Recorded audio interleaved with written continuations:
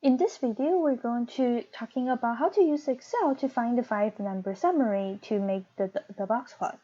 We cannot really make a box plot using the Excel. It's much easier. Just figure out a 5-number summary and then just draw the box plot by hand.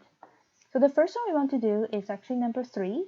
It's talking about the list below are the monthly average temperature for 2017 in Fargo, North Dakota. Construct the box plot using Excel and identify the 5-number summary that defines the box plot. So to do it, we're going to use Excel. So creating a new tab. First thing, we're going to type in all the data. So I have 8, 13, 26, 38, 44, 47, 52, 57, 52 again, 49, 37, and 12.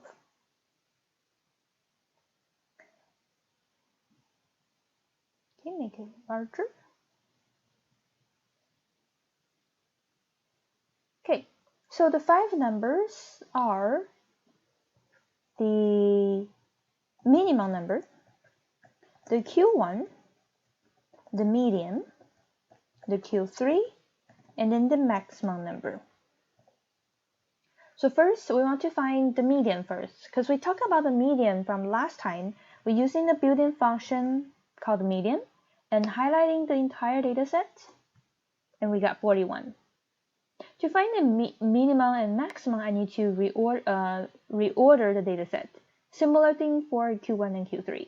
So I'm going to reorder my entire data set using the sort it from the smallest to the largest. So from the new reordered data set, we know that the minimum is 8, and then the maximum is 57.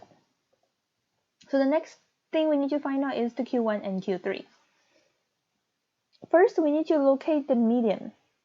We can see that 41 median is not belong to the list. But according to the definition for median, which is the middle number. However, if we're going to counting them, we're going to see that we do not have middle one number because I have 1, 2, 3, 4, 5, 6, 7, 8, 9, 10, 11, 12. I have a total 12 data sets. So if I'm going to cut the data in half, I will have exactly 6 data. 6 data are smaller and the 6 data are bigger. So there I cannot find the middle 1, but instead I can find the middle 2.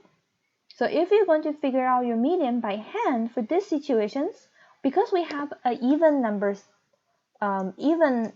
number data set, so to do it, we have to figure out the middle 2. For this case is 38 and 44.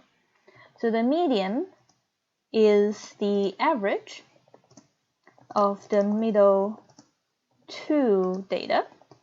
For this case is pretty much just adding the 38 and 44 and divided by 2. So that's how we find the median. But why aren't we talking about how do we find the median? Because in order to find Q1 and Q3, I do need to locate my median. For this case, I cannot find my median, but I can find approximately this line here is my 41. So I have the first 50% of the data and then the second 50% of the data. So my median or Q1 is going to using the median function for the first 50% of the data. That will give me where the 25% of data lies. Similar thing for the Q3. I'll using the median for the second part of the data, and I will got my 25%. Okay, so if I'm going to use still also using the line to kind of dividing them between 13 and 26, that's my Q1. And then between 49 and 52, that is my Q3. So you can see it's evenly divided out 3 data, 3 data, 3 data, 3 data, 25%, 25%, 25%, and 25%. Okay, so that's the 5-number summary for number 3. Again, it's much easier just using the pen and paper to graph the box plot. The next one we have is number 4. We have here are the average SAT scores for 21 schools. So you can see that this time we have an odd number of data sets. We can see how different between the even number data set and then the odd number data set. So still the same thing. I'm going to type in the values. So I have 1260, 111, oops, 1110, 1120, 910,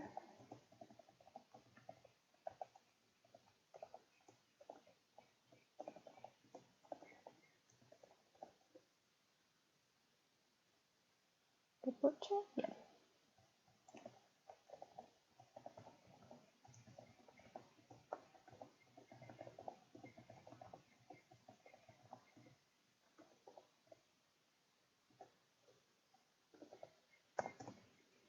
Double check. Okay, so the way how you want to enter the data is totally up to you. For me, I'm afraid to kind of missing any of the data. I normally prefer to go vertically because normally vertically is the shortest data. So I will go 2 data first, move on to another column, another column, another column. So I have the data set. I'm going to make it larger. Okay, so I have the data set. And now I need to figure out the minimum, the Q1, the median, the Q3, and then the maximum. So the median, I'm using the same thing, median,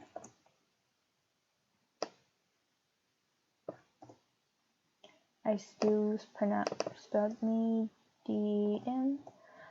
So I got 1080. And then I'm going to sort the data from the smallest to the largest. And I can see where is the median 1080. Where is located on the number 11. And if we count it before 1080, we have 10 data sets. After the 1080, we have another 10 data sets. Because we have the even number of the data set, the median is actually the middle one data in the data set. Okay, so the minimum is going to be 780 from the top of the list. The maximum is 1310 from the bottom of the list. Now we need to find the Q1 and Q3 using the median function for the first half, not including the median of the data, and then to find the Q3 using the second half. Okay, so if I'm using different, actually we cannot read. So since the remaining one we have 10 data sets, 10 is an even one. So the Q1 985 is actually the average between 980 and 990. So the Q1 is actually lies between 980 and 990. It is okay. Either Q1, Q3, or median is not part of the dataset. That is okay because we have an even number dataset. And then to find the Q1, Q3, or the median is using the same principle. We want to find where is the middle of, if we're talking about median, the entire dataset. If we're talking about Q1, the first half of the dataset. If we're talking about Q3, the second half of the dataset. So for the last piece, or the remaining piece, we have Q3 1120. For this case, we actually have 1, 2, 3, 4, 5. Yeah, we actually have the middle two, which is number 5 or number 16 on 1120, and then number 17 or number 6, 1120. So we have the same number, adding them divided by 2, I still have the same number. But the Q3 is actually lies between 1120. Okay, so you can see I'm using the highlighted one to say this is my median. I'm using the line versions to determine that my quote-unquote median, either the true median or the Q1 or Q3, lies between those two data sets. Okay, so one thing I want to talk about here is in Excel, we do have a built-in function for quotiles. So if you just do like quotiles, and then we have two. The first one is quotile.exclude, exe. The second one is the quotile.include, inc. So either of those two, if we do want to figure out the Q1 or Q3, those will return a different number than the one we calculated by using the median definition.